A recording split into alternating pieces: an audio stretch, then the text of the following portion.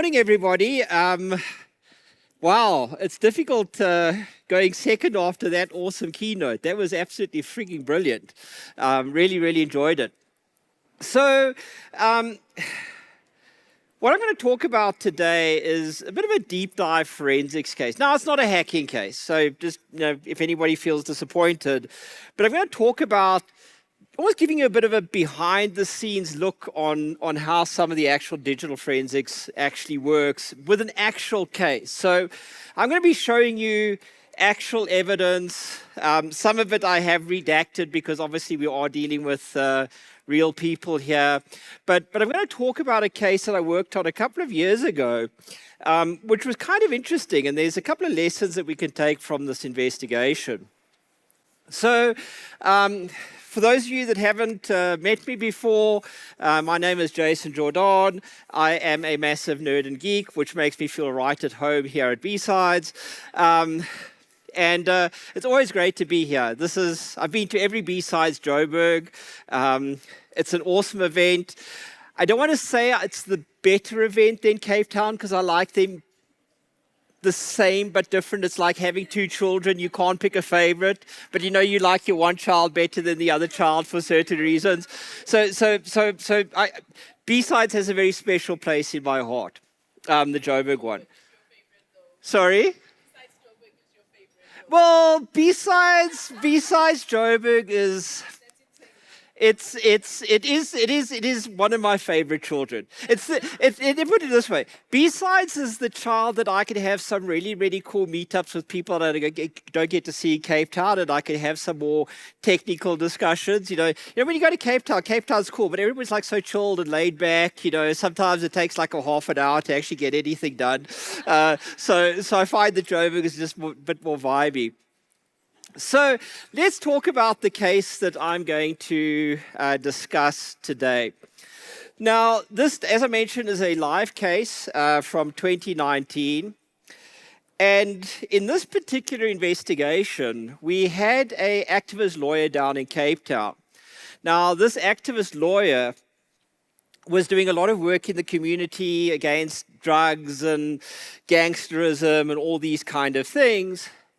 And one day, the police rock up at his home with a search warrant, search his property, seize his computers, his practice documents, and basically he gets charged and accused for money laundering.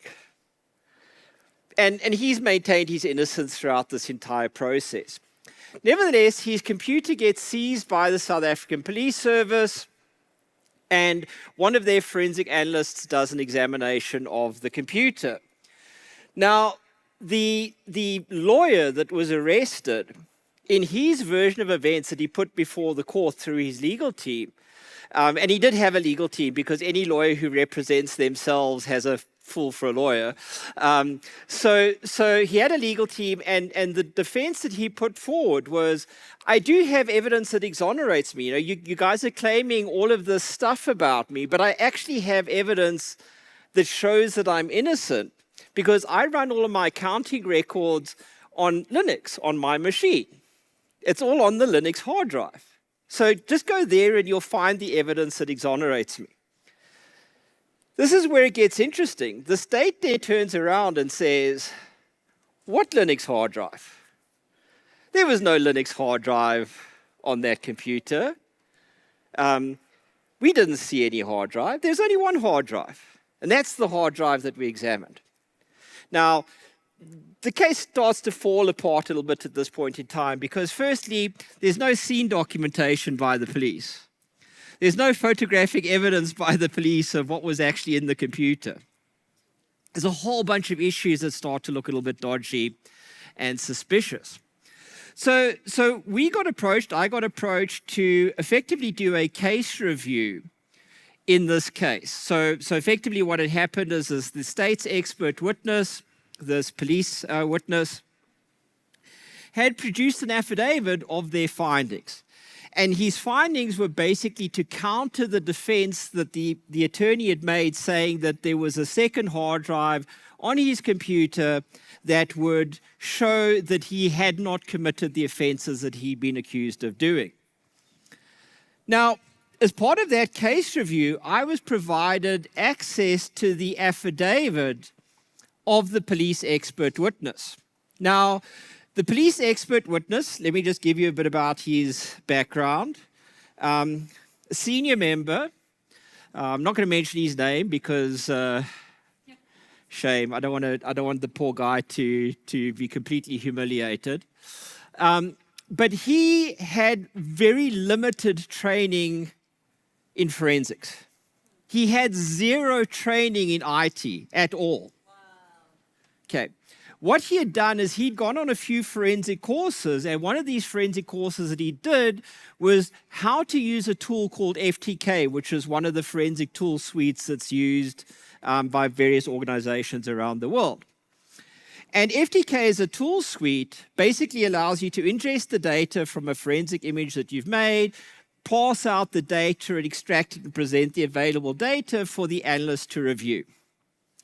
Now, he stated in his affidavit that the reason why there was no second hard drive is he examined the LNK files that had been passed from the hard drive by FTK, and that those LNK files didn't show any reference to a second hard drive. Now, let me just talk about what an LNK file is. And for those of you that are doing the scavenger hunt, this is your only hint that this is the QR code you should be scanning. Just throwing it out there, you know. You see, I believe I have to tell you because nobody ever trusts me when I put up QR codes or links or anything along those lines. I always think I'm trying to do something nefarious. So an LNK file is a type of shell item within the Windows operating system. Essentially, it's a file that points to another file. It has a very defined technical structure. So if you break the file down at a hexadecimal level, it has a very defined structure. Now, what an LNK file essentially does is it points to another resource on the system. So an LNK file, let's just say I open up a document, bob.docx. An LNK file would be created in the recents directory of Windows pointing to bob.docx. So this is a mechanism that Windows uses to keep track of recent activity on your system. Now, an LNK file effectively is a pointer, no more and no less. Now, we can also infer things from the LNK file. So, for example, the creation date and time of the LNK file is generally considered the first time of access of the resource, and the modified time is the last time of access to that resource. So it allows us to, from a timeline point of view, reconstruct what's happened on the system. So the police witness had effectively said, I've looked at all of the LNK files on this hard drive, and there is no LNK file that points to a Linux hard drive. Now, here's the thing. We'll talk about drive geometry in a second, but you have hypothetically two hard drives on the system. One is a Windows hard drive formatted in NTFS. One is a Linux hard drive formatted in something else. We'll explore what that something else is in a moment. But these two hard drives are fundamentally different file systems. We're not even talking, like we take South Africa, the way I speak English down in the Eastern Cape versus the way somebody speaks English in the Western Cape. We have our own slang and vernacular, but we can still understand each other. The difference between NTFS and any of the Linux file systems is like not even trying to talk different languages. It's like me trying to talk Dolphin.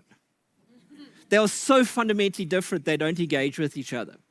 Now, an LNK file is a uniquely Windows artifact. It can only be used within the Windows operating system, and because NTFS doesn't understand Linux, well, at least back in these days, obviously nowadays we have the Windows subsystem for Linux in Windows, but because it doesn't understand Linux, you're never ever going to have an LNK file pointing to a file on a Linux hard drive, ever.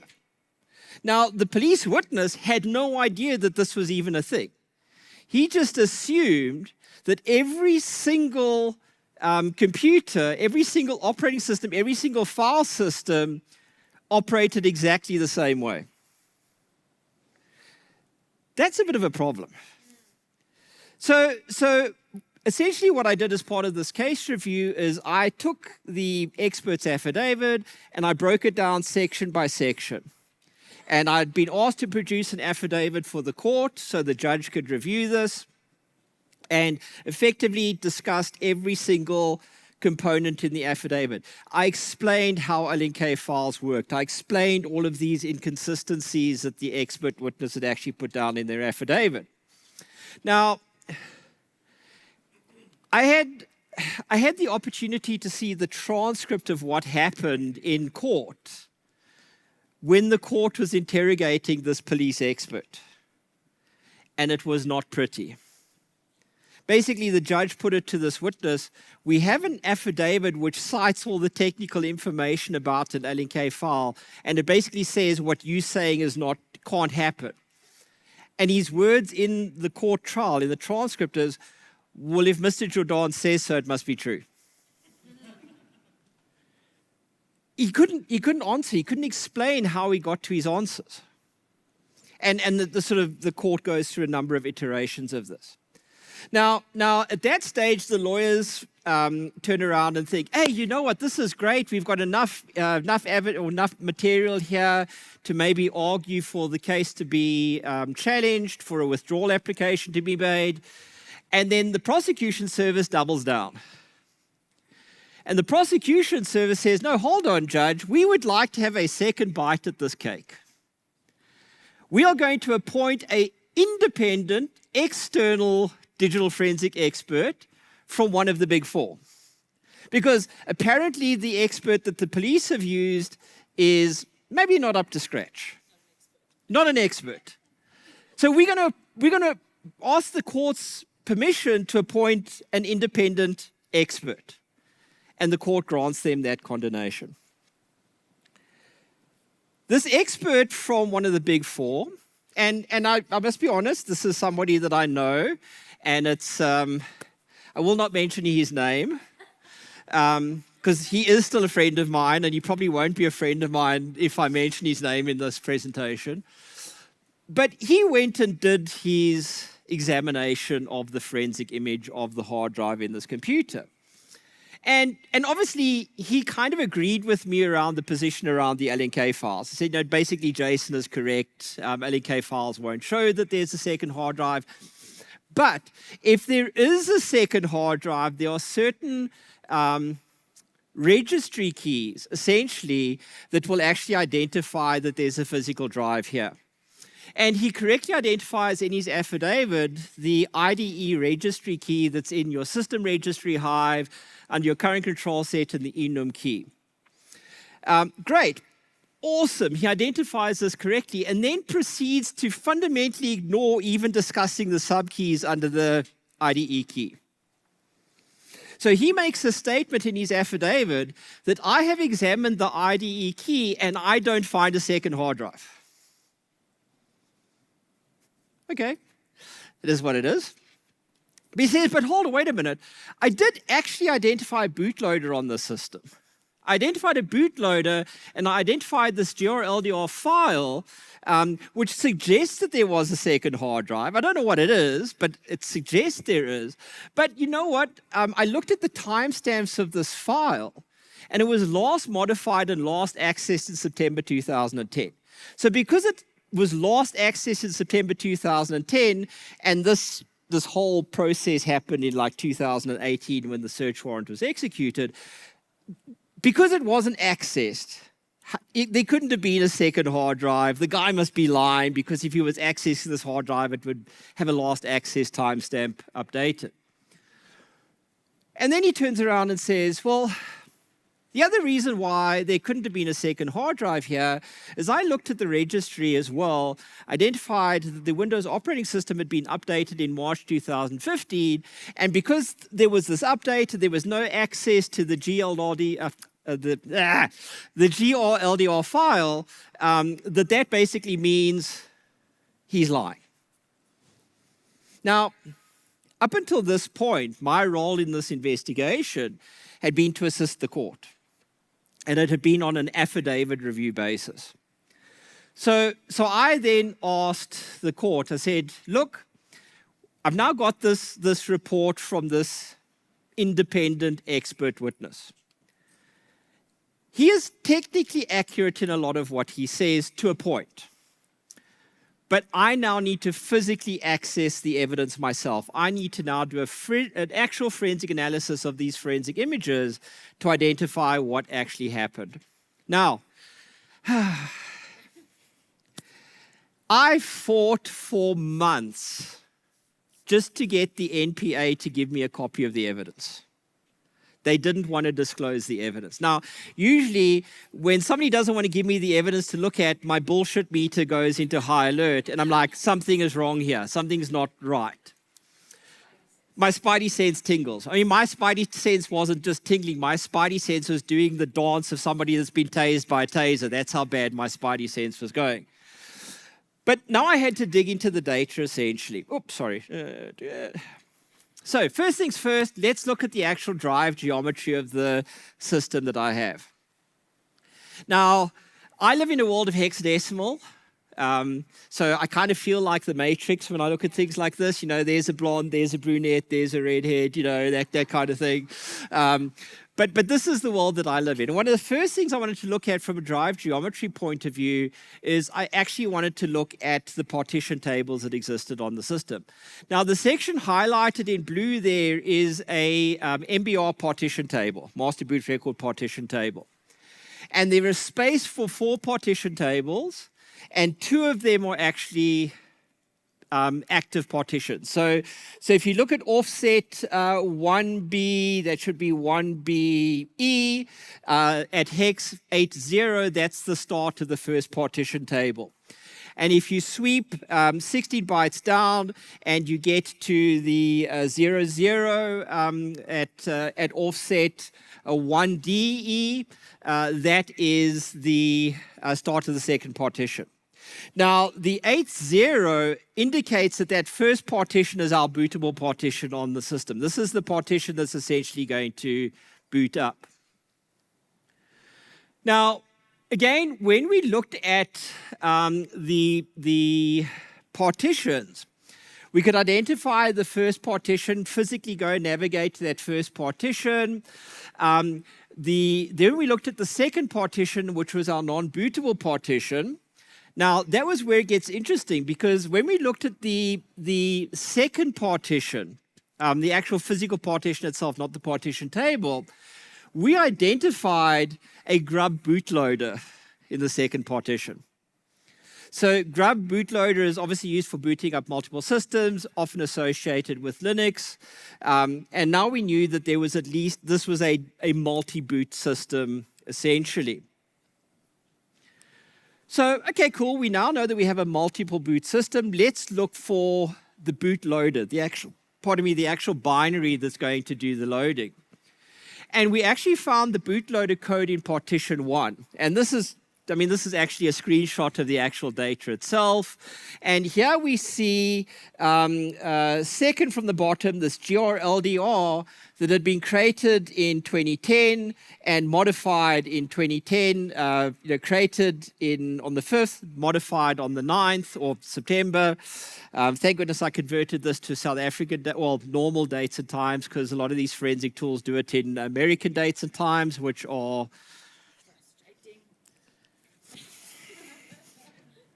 American dates and times should be stoned to death.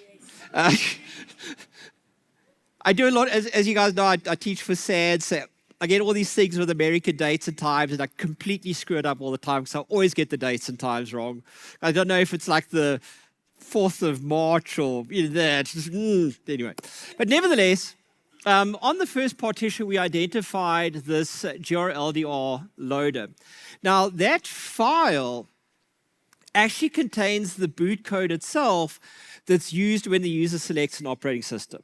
So effectively, all of your options for multiple operating systems would be loaded or be identified within that GRLDR file, and that would allow you to then boot up. But now, again, none of this yet proves that there was a second hard drive. It's kind of pointing us in the direction of a second hard drive, but no absolute proof that one is there.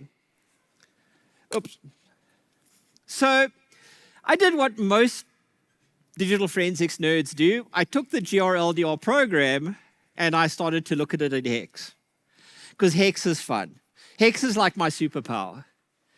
And identifying or pulling the code apart at hex, I identified that there was only one operating system that the GRLDR program was pointing to, essentially, and it allowed me to identify the file system that was on the drive that would have been booted. And that file system was ext2, an older Linux file system. So here we now had our first definitive proof that there actually had been or potentially was a Linux hard drive on the system that was not part or not even part of the two partitions in the physical hard drive that the police had imaged. So let's talk about the registry, because this is where the rest of the evidence starts to put along. Now, the registry is, again, to give my age away, those of you that remember the MS-DOS days and you remember files called config.sys and sys.ini and all those kind of things, those were the configuration files back in the days. These configuration files in Windows now are all stored in registry hives and registry keys. Now, there are a couple of major registry hives. We have our system, software, and security registry hive that basically deal with the actual computer itself and the core Windows operating system functions. And then users have their own hives. So we have an end-user.dat, and we have our user class.dat, which store user configurations and settings. Now, your Windows registry files consist of a number of different keys, and those keys have values. Now, a key can have subkeys, and those subkeys can have values. To put it kind of in a very sort of nice and easily digestible format, a Windows registry keys number in the tens of millions. It is an incredibly complex structure. And while we know how registry keys are designed and laid out from a data structure point of view, there is no official documentation from Microsoft saying these are all the different registry keys, because you can create your own registry keys and do all sorts of crazy stuff with it.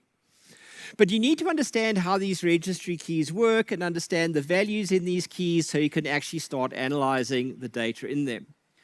Now, when it comes to Windows forensics, the Windows registry is probably one of the most evidence-rich data sources you actually have on a Windows system.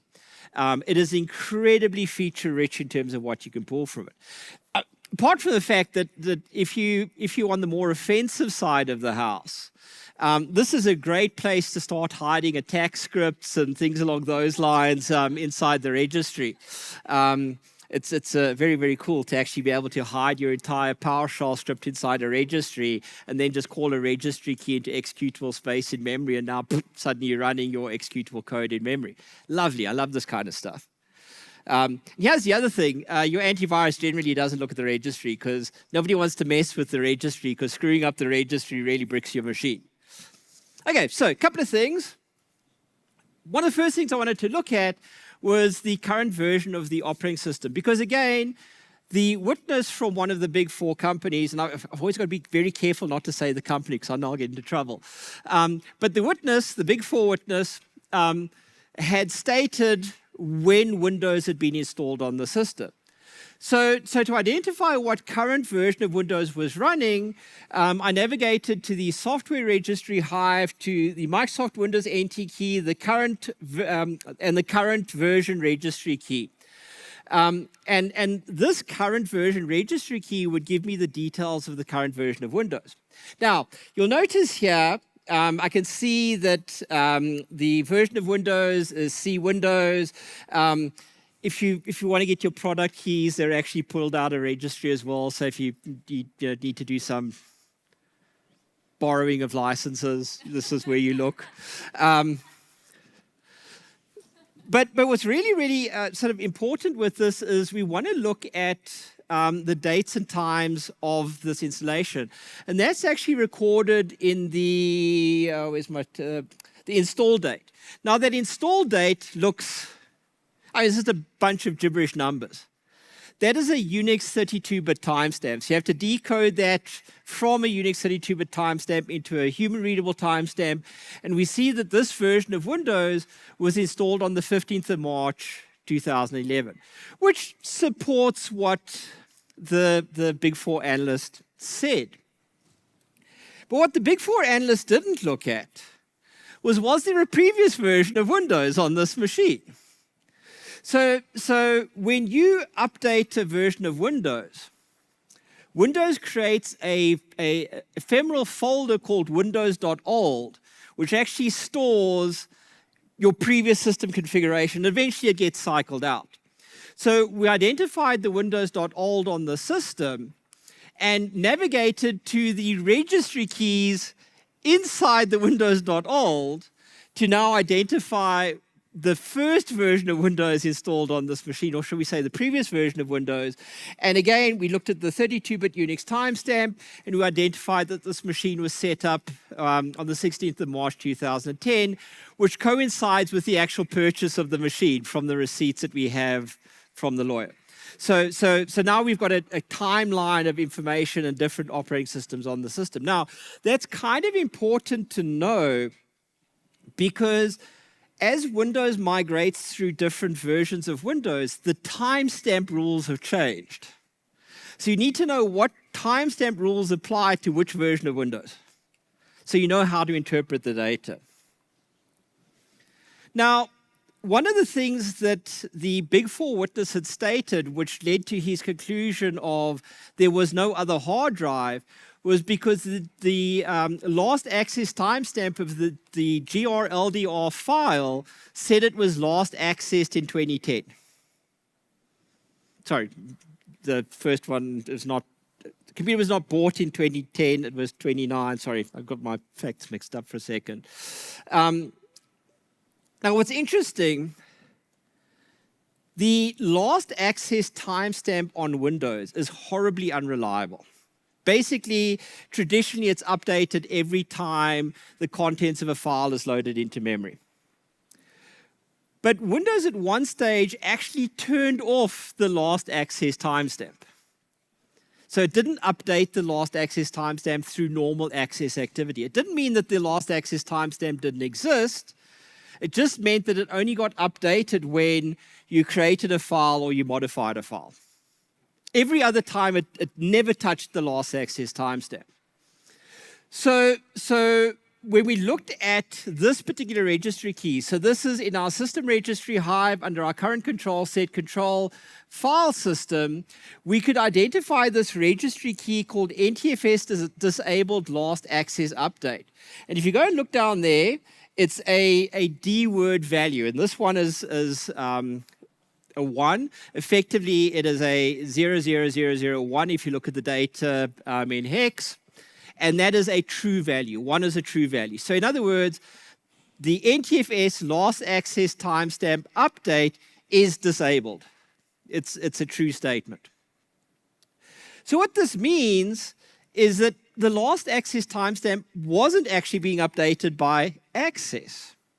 So if you go back to the Big Four expert, they turned around and said the last access was in 2010.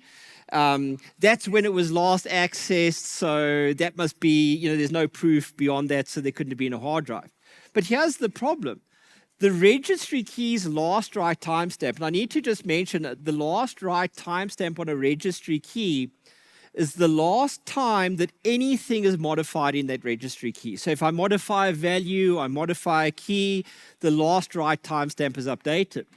And the last write timestamp for that key, for that specific key, was the 14th of July, 2009. So in other words, from 2009, the last access timestamp has not been updated every time somebody's actually used that GRLDR file to actually boot into a new system.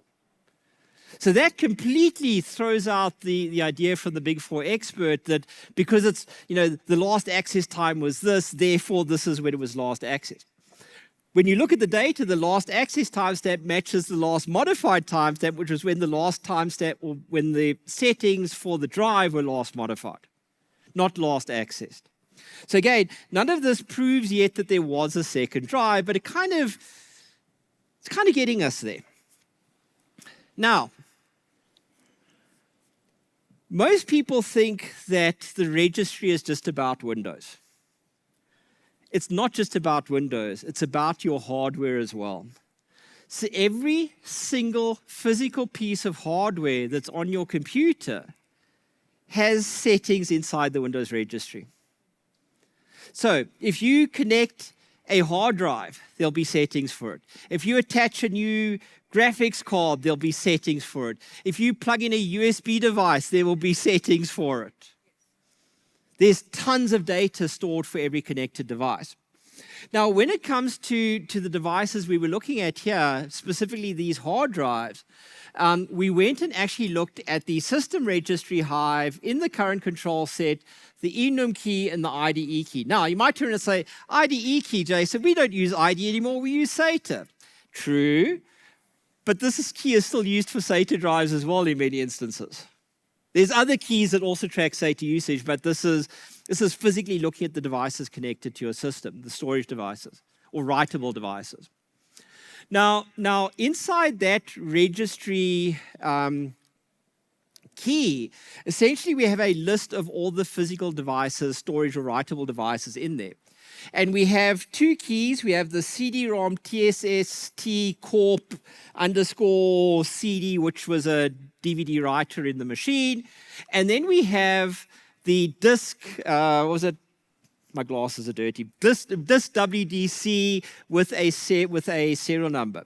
Now, again, the Big Four witness looked at this data and said, hold on, didn't look at the subkeys, just looked at that data and said, oh, there's the serial number of the hard drive. Therefore, there's one hard drive on this computer. But when you actually expand that key, there's two subkeys. And here's where the problem comes in. The Big Four expert did not know that the value stored inside that key, or the value contained in the key name, is not the serial number of the drive, it's the part number of the drive, the model number of the drive. So when we dug into the second or the subkeys under that, we saw we had two different subkeys. And the one key was on channel 0, and the second key was on channel 1. Well, it turns out it's on channel 2, but I'll show you that in a second. But this indicates that there were two hard drives here. And not that there were two hard drives, one was taken out, and currently two hard drives at the time that the forensic image was made. So the statement that there couldn't have been a second hard drive was kind of starting to fall apart at this point. So I opened up each one of those registry subkeys. The one on the left-hand side was the one in channel 0. Channel 0, again, we could see that it was a physical drive. Again, we're not going to get details here about the size of the drive and what file system was on it or anything along those lines. These are just the physical parameters of the hardware. So no logical data, essentially. But essentially here, we see one channel, one drive, second channel, second drive. Now, we have information pointing to a second drive, essentially. Now, these two drives both had different serial numbers which we engaged. Now, when you do forensics, I looked at the data. I pulled up my Windows Systems Internals books. I pulled up, my Windows Internals textbooks. I went and searched online. I looked at academic papers to confirm whether or not my observations on this were actually true, that what I was seeing was actually correct. And the problem was there was no literature on this. Nothing. There was no literature saying, actually, when you have multiple drives, this is how the subkeys are populated. I had to figure this out myself. And this is where, as a forensic practitioner, you have to engage in experimentation and a bit of reverse engineering yourself. So what I did is I went to, I won't mention the shop because people will think I'm a lesser human being for doing it, but I'll say it anyway. I went to the local Incredible Connection. Sorry, it was convenient.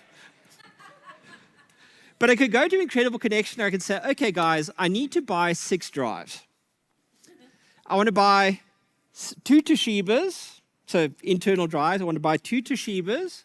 They must both be the same model. I want to check and verify that they're both the same model. I went to go buy 2 Seagates, same model, and I can't remember what the other 2 were that I bought, but I think it was Hitachi. But I bought 6 drives. Each one of them, 2 of the same model. We set up a test machine to test the hypothesis that if you plug in multiple drives with the same model number, but different physical serial numbers in the firmware of the devices themselves, they will create individual registry subkeys. And we did this with the first set of drives, tested it, confirmed it. We did it on a second machine, tested it and confirmed it. And we did the same thing with each one and documented our experimentation as we went along. So now we could prove conclusively that when you take a second hard, or you take a hard drive and plug it in to a system, so physically mount it or plug it into your machine, it's going to create the main registry key for the model. So the manufacturer, model, and then it'll create a subkey that has the physical parameters of the device itself. If you then add a second hard drive that is exactly the same model number, it'll populate a separate channel within the I/O system of the computer and create a second subkey because the physical serial number parameters of that device are different. And we could prove this. And ultimately, that's what we reported to the court.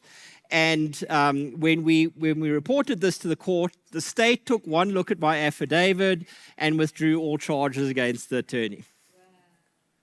Now, I'm not saying that the attorney was innocent. My brief was not guilt or innocence at all. My brief was to answer a question that the attorney had said, this is my version of events. There was a second hard drive on the system. All of the other witnesses had said, no ways, not possible.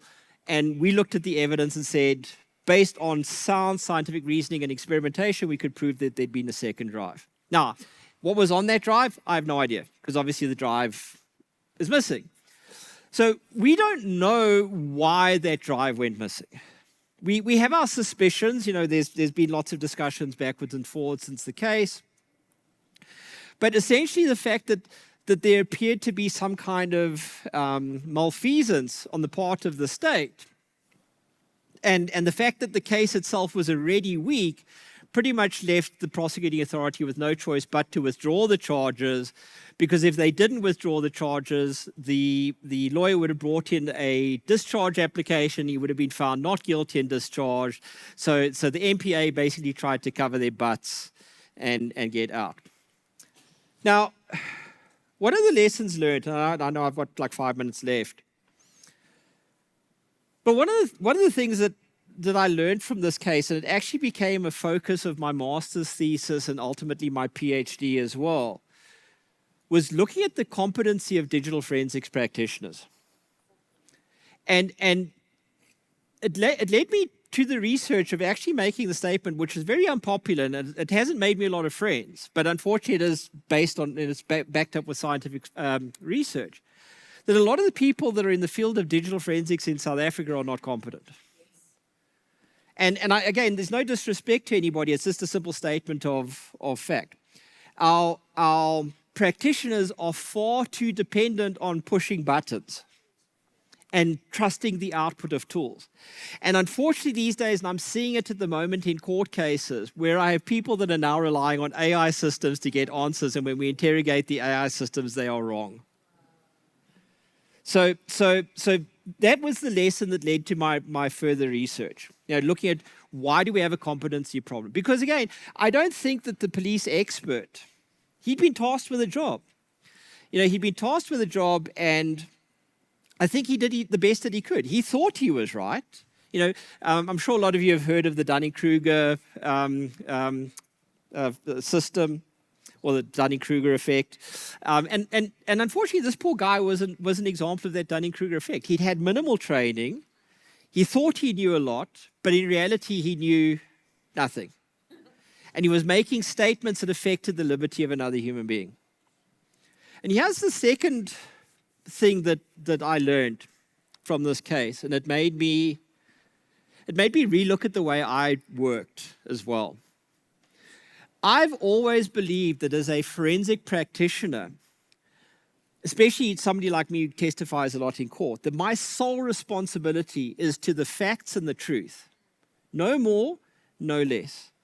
I'm not there to advocate for one party or the other party. I'm not there to find somebody guilty or find somebody innocent or find somebody liable or whatever in a civil case. I'm there to find the facts and to present those facts in the most understandable way to a court that has the power to make the decisions.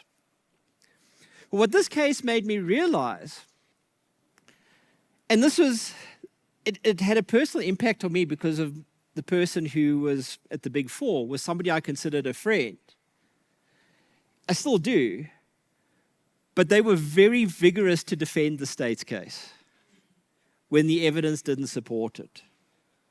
And it's made me realize that there are a lot of people in the field of digital forensics, not just in South Africa, but around the world, who are more interested in their version of the case to satisfy their client, whoever pays their bills, than it is to satisfy the quest for truth and fact in court.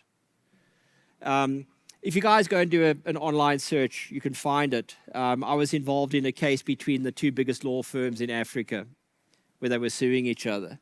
I was retained for one party. I'm not going to say who it is on camera. You guys can do your own research on that one.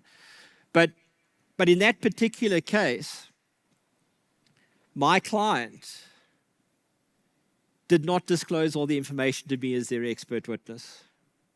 And when it came out in court, the judge asked me one simple question. Mr. Jordaan, knowing what you now know about this information that has not been disclosed to you, does this change your evidence? Does this change your opinion? And I was left with one answer. Yes, it does. Now, did that make me happy? Or did that, shall we say, ingratiate me with my client? No, because I struggled for about 6 months to get them to pay me after that, which is now why I always get paid up front.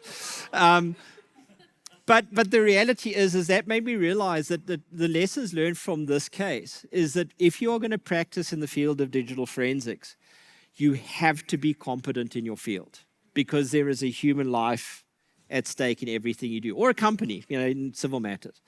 And the second thing is you have to have the highest standard of ethics. You cannot be singing for your supper. You cannot be interpreting things because that's the way somebody wants it to look. And unfortunately, I also see this with incident response engagements where legal firms are involved in appointing the incident responders, where the lawyers are trying to escape liability and they're trying to force the discussions that way. So that, my friends, my family, my hacker security family, brings me to the end of my presentation. And I think I've got like 2 minutes left, right? Timekeepers, am I on time? 1 minute. Yeah, I got a minute for questions. How awesome is that? Anyway, there's my contact details. Please feel free to reach out anytime. I love this community. I love what we stand for. I love the fact that we're trying to keep our country safe and secure. It really warms my very jaded heart. It really does. I'm very jaded. Like trust me, I've been doing forensics now for almost 3 decades, and I've seen every kinky, weird perversion that humanity could think of. So I've got a very jaded heart. But please feel free to reach out to me anytime. Thank you for everything. There are some amazing presentations still going on today. I can't wait to see some of my friends that I haven't seen since last year. So from my side, I just want to say thank you very much and enjoy the rest of BISA. Oh, sorry. Any questions? Sorry. I was a complete arsehole. Sorry. Yeah, there's one thing. Okay, wait. Let me do this. because I need my exercise. I need to get my cardio. I've got to make sure I appease my Apple Watch. Hey, Joseph. Hey. Are there any repercussions for being on the stand and giving incorrect information? Not as a matter of lying, but not knowing. Yeah. So when it comes to the legal stuff, there is, if you lie under oath, it's perjury. So perjury is a criminal offense. Anybody who's been watching the Madlanga Commission at the moment sees there's a whole bunch of perjury charges going to start flowing out of that. But yeah, it is perjury. But if you make a mistake because you're negligent or you're not competent, that's different to lying. So in other words, I've made a mistake. But here's the consequences of making a mistake. Lawyers talk to each other. Now, if that police witness goes to another court case, and I've actually seen it happen. The same witness is still employed in the police, still doing the job. And he goes to other court cases, and the first thing that the defense lawyers do is like, I'm bringing up this case where this happened. Can we trust you? And suddenly his evidence gets thrown out. So the consequences are, and I've said this to my team members, we're in a profession where we can screw up once. And once your reputation is screwed up, that's it. You know, if I screw up on the witness stand, I'm going to be going, I don't know, if I'm going to work at McDonald's because I don't think it would work. I'd probably go work in GRC or pen testing or something where I didn't have to go to court or something. Oh, no, no. I'm not throwing shade on anybody. I'm just saying I don't have to go to court for that work, so I can still be proficient to do that work. That's not a downgrade. In fact, I'd probably make more money if I went and worked in GRC, to be honest. But yeah, it's those are the consequences that they can have an impact, Nadia. So, Jace, you and I have talked about a lot, and not all of us can afford SANS courses, right? And the competency. Yeah. What else can we do? I know you and I have talked about it. What else can everybody do to get competent? Because I think we are lacking in a lot of people that can do digital forensics in not just South Africa, but the world. And then the other lesson you need to learn is take payment up front. Yes, I now take payment up front. It was a very hard lesson to learn because I'm one of those guys that's like, yeah, cool, handshake, we have an agreement, don't worry about paperwork, but yeah, I get payment up front. The question that Nadia asked about training and competency is really important. We do have a lack of training in South Africa. I'll be very honest about it. Now, some of the universities do have some training courses. So UJ has got a certificate in digital forensics. They also teach it as a module course, I think. Tukkies has courses in digital forensics as part of the ComSci faculty, and they also have some short courses as well. So there are some out there. But the problem with a lot of these university courses that we have in South Africa and a lot of the training courses is they are very low level. I mean, okay, maybe I shouldn't say very low level. For me, low level is hex level. It's very high level. So it's like, it's more about broad concepts. We need to have deep technical skills. Now let me give you an idea. My son is currently in his second semester at Rhodes doing computer science. He wants to get into digital forensics. And he said to me, Dad, I want to do digital forensics. Can I go do a digital forensics degree? And I said, no. Yeah. And he's like, but Dad, why? I said, because digital forensics degrees don't teach you to do digital forensics. Yeah. What you need to learn is you need to do computer science or computer engineering or something along those lines that gives you deep technical understanding about digital forensics or about computing. And then digital forensics is a specialization on top of that. So I'm going to shout out to Tukkies as an example. Tukkies does not do a digital forensics degree. It does a computer science degree that includes digital forensics. And it works well. And the reason I say it works well is I know a lot of graduates that have come out of that program. Yaku, that's going to be up later, he's a graduate of that program. I've seen his work, his academic work, absolutely brilliant. Latasha, that's going to be talking a bit later, also graduate of that program. Brilliant people. And that's what can be done. But it's an investment in time. There's no quick fix to actually getting into digital forensics. And I think that's the important thing. People think there's a quick fix you can go and do. I teach for SANS. You can't go and do a 6-day SANS course and then suddenly say you're doing digital forensics. Just the same way as you can't go do a FI from EC Council and say you're doing digital forensics. It's a process. You've got to put in the time, you've got to put in the effort. So as Roloff was saying earlier, it's that cost, that cost of developing your skills.